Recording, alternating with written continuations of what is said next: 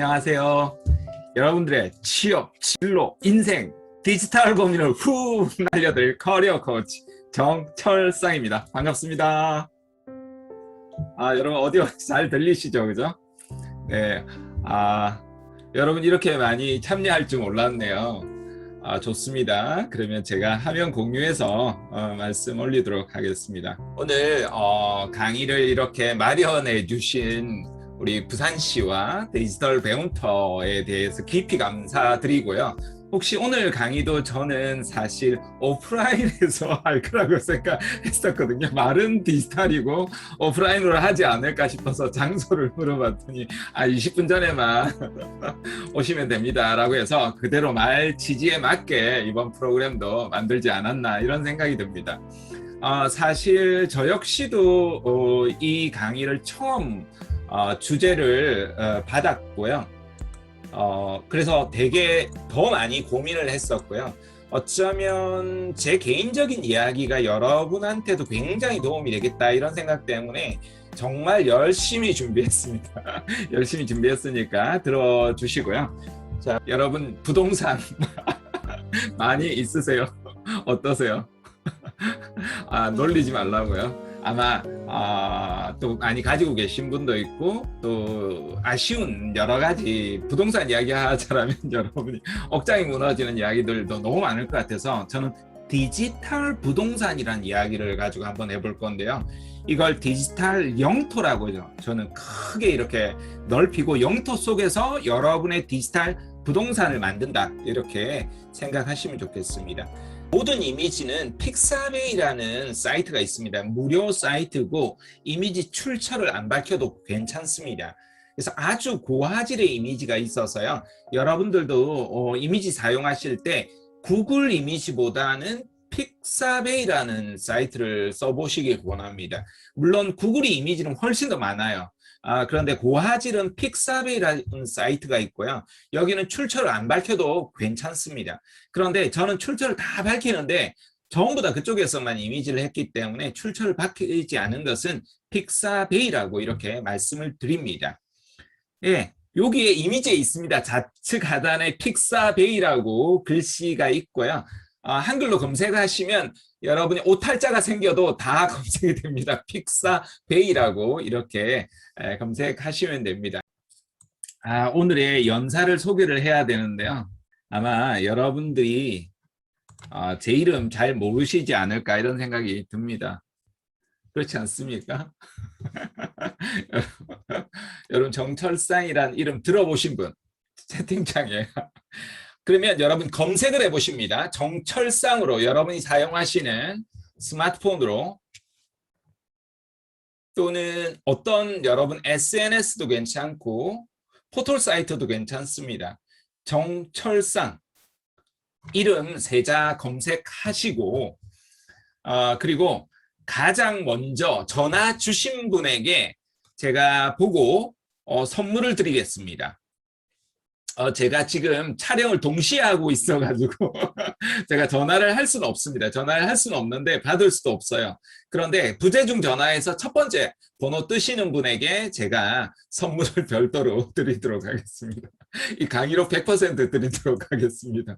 이거 그대로 여러분이 써도 나중에 하실 수 있게 할 거니까 여러분한테 아주 유용한 자료가 되지 않을까 싶습니다. 실제로도 여러분이 강의록도 디지털 자산이기 때문에 굉장히 큰 돈이 됩니다. 이거 하나로 연간 1억씩까지 버시는 분도 있습니다. 그러니까 여러분이 그렇게 보시고 또 첫 번째로 혹시나 전화 연락 못 하셨다 하더라도 여러분 연락처 잘 저장해 놓으셨다가 또 궁금하신 것들 이런 거 있으시면 언제든지 연락 주시면 제가 성심성의껏 답변을 다 드리겠습니다.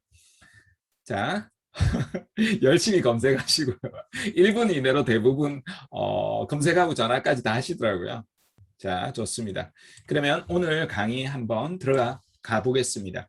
제가 제 자랑하려고 하는 건 아니고요. 최소한 여러분이 저라는 사람에 대해서 조금 이해를 하는 것이 전체적인 이해를 하는데 굉장히 도움이 되겠다 이런 생각이 들어서요. 디지털맹, 그러니까 컴맹이라고 하잖아요. 옛날에는 컴퓨터를 못하면 컴맹이고 디지털을 잘 못하면 디지털맹이라고 이렇게 부를 수 있을 것 같은데요. 제가 지금도 사실 디지털에 대해서 미진한 부분이 날마다 배우다 보니까 날마다 있습니다. 그럼에도 불구하고 제가 디지털을 알게 되면서 어떻게 이제 삶이 바뀌었는지 제 디지털 스토리를 한번 전해 보겠습니다. 여러분 중에 블로그 사용하시는 분이 있습니까? 어떻게 네이버 블로그 쓰세요? 다음 블로그 쓰세요? 저는 티스토리라는 블로그를 씁니다. 이게 말이 조금 어려운데요. 설치형 블로그와 폐쇄형 블로그라는 건데, 폐쇄형 블로그는 여러분이 쓰시는 대부분의 네이버 블로그와 다음 블로그가 그 포털 사이트에 어떤 이름이 있는 게 이게 폐쇄형 블로그입니다. 그 안에 그냥 여러분이 일부분을 위탁해서 쓰는 거죠. 그런데 설치형 블로그는 뭐냐면 완전히 자기 것처럼 보이는 겁니다. 지금 제 블로그입니다. 제 홈페이지처럼 보이죠. 방문자가 1600만 명이 있습니다. 지금까지 누적 방문자가 있었고요. 제가 2006년도에 개설을 했습니다. 개설한 이유는요. 한 블로거 분이 강의 초대를 하는 겁니다. 제가 뜻한 바가 있어서 39의 사장직을 그만두고 세상에 제가 동기부여 강연가가 되겠다라는 큰 꿈을 가지고 출사표를 던졌습니다. 그때 여러 군데 이제 강연을 하는데요. 이 블로거 분이 강의 초대를 하는 겁니다. 그래서 강사료가 얼마냐고 물어봤더니 강사료가 없다라는 겁니다. 그래서 제가 강사료 없이는 안 갑니다 하고 이렇게 전화를 끊으려고 하니까요. 이분이 그러는 겁니다. 제가 이름만 들어도 다 알만한 지금 분들을 전부 다 유시민 위원부 전 장관부터 해서 쫙 부르는 겁니다.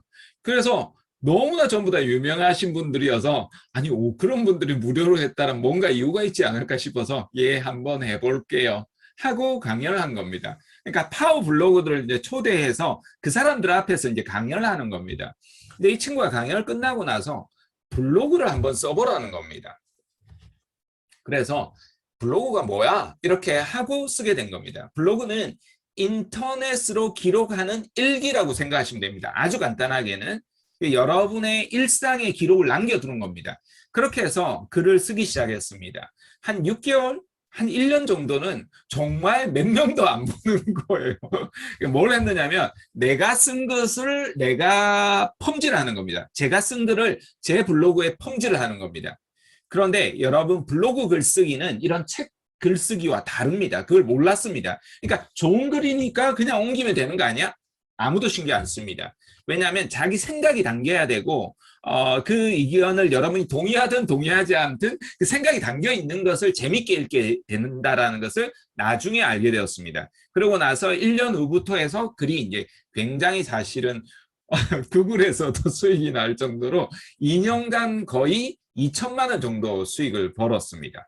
그 정도로 이게 블로그에서도 나왔었고요. 그렇게 시작하게 되었습니다. 벌써 횟수로만 15년, 16년째 됩니다. 그 다음에 이 친구가 트위터라는 것을 쓰라고 해서 트위터를 쓰게 되었고요. 별로 안 내키는 거예요. 트위터는 140자거든요. 글자 수가 너무 적어서 오히려 굉장히 어렵습니다. 함축적으로 아주 깊이 있게 뜻을 담아야 되니까 이게 시를 쓰시는 분이 아니고는 정말 잘 쓰기 어렵습니다. 그래서 페이스북이라는 것도 개설을 했는데요. 마찬가지로 블로그처럼 6개월에서 1년 동안 아무도 안 보는 겁니다. 별로 쳐다보지도 않고. 그래서 이걸 써야 되나? 하고 별로 안 쓰게 되었습니다. 그런데 모 대학교에 이렇게 강연을 나가게 되었습니다. 강연을 나가게 되었는데요. 그 대학교에서 전교생에게 문자를 전부 다 5번 보내고 이메일을 5번 보내도 이런 교육이 있잖아요. 이런 캠프를 하거나 교육 과정을 운영하는데 모집이 안 된다는 겁니다. 예산도 많고 인원도 많은데 모집 인원은 20명에서 30명밖에 안 된다는 겁니다. 그랬는데요. 그 취업 지원센터의 팀장님이 페이스북을 이제 이렇게 개설을 해서 학생들 페이스북 한 명 한 명을 이렇게 관계를 맺고 그 친구들 좋아요 눌러주면서 댓글을 눌러주기 시작했다는 겁니다. 그렇게 해서 패친을 100명을 맺었답니다. 100명.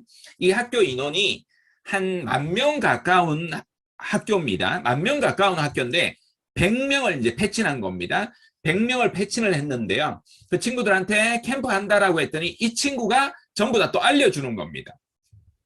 그러면서 모집이 100% 완료되더라는 겁니다.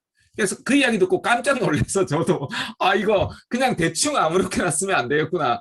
열심히 써야 되겠다. 실제로 그렇게 해서 페이스북을 거의 매일, 저는 많이 쓰는 걸 싫어합니다. 그냥 하루에 하나 정도 딱 간단한 메시지, 하루에 하나 또는 이틀에 하나 정도만 딱 올립니다.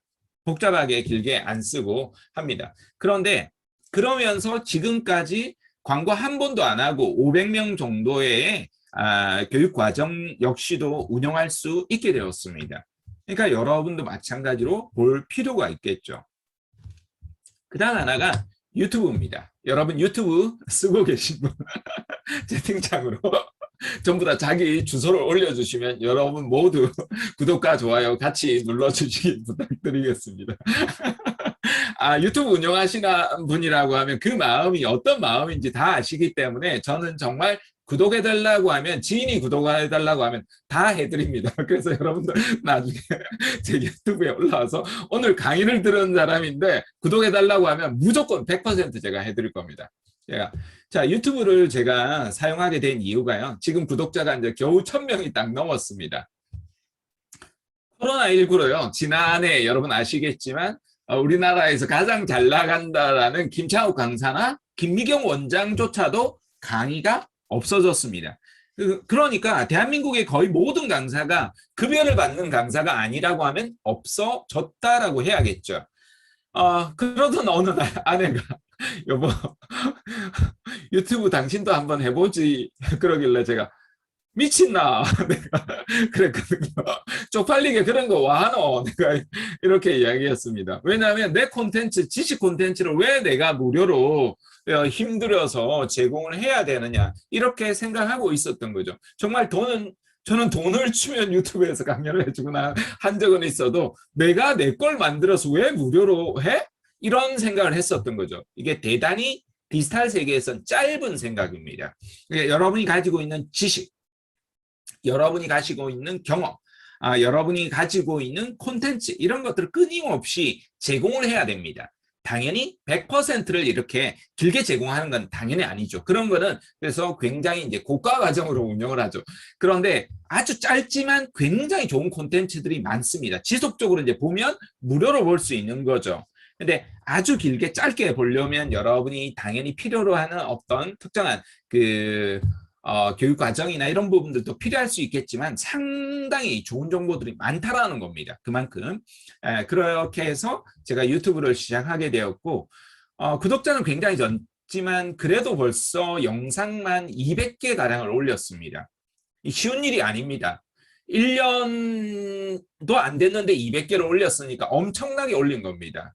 여러분 그 정성이라는 것은 말로 못합니다. 그러면서 말도 못하는 큰 금액에 제가 또 프로젝트도 받았습니다. 아주 큰 금액은 아니고요. 조금 그럼 구독까지 해주시고 감사드립니다. 나중에 원하시는 거 있으시면 제가 다 드리겠습니다. 자, 여기까지 한번 드리고요. 제가 이게 디지털 스토리가 뭐였느냐면요. 연배가 아무래도 좀 있으신 분은 아실 거예요. 어리신 분은 잘 모르실 건데 밀레니엄 세기가 다가오면서 1인 1 홈페이지 만들기 붐이 일었습니다. 그래서 전 국민이 홈페이지를 가지자.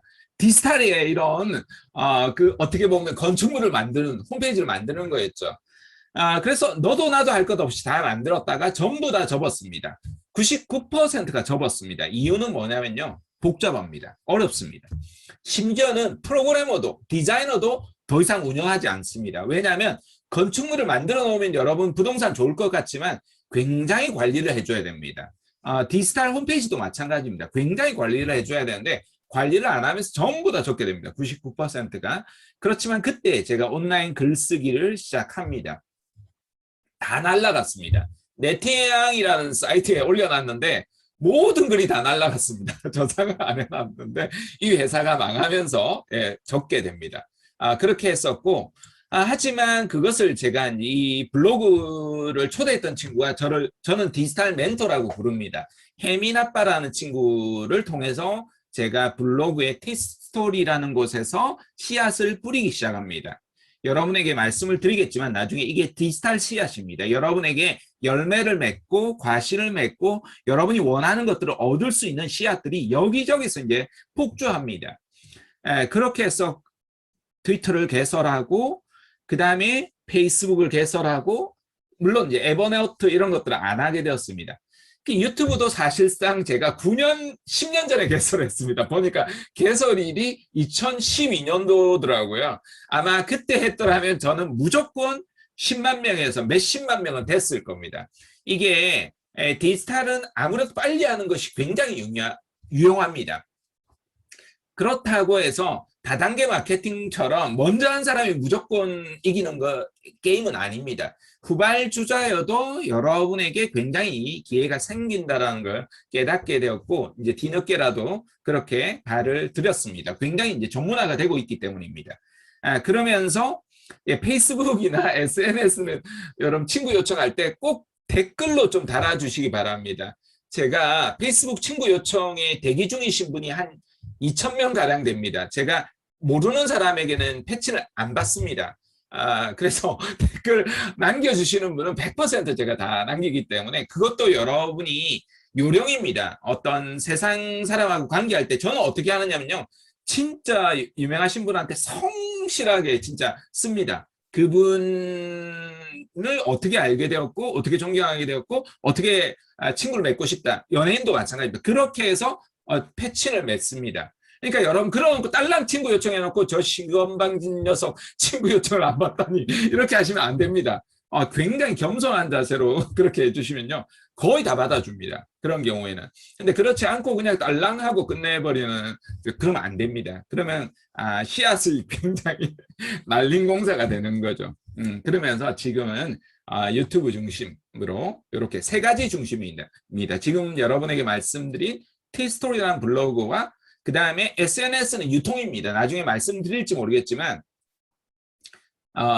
유통이고 그 다음에 영상으로 영상 세대이기 때문에 유튜브라는 이 세 가지 테마를 중심으로 이렇게 움직입니다.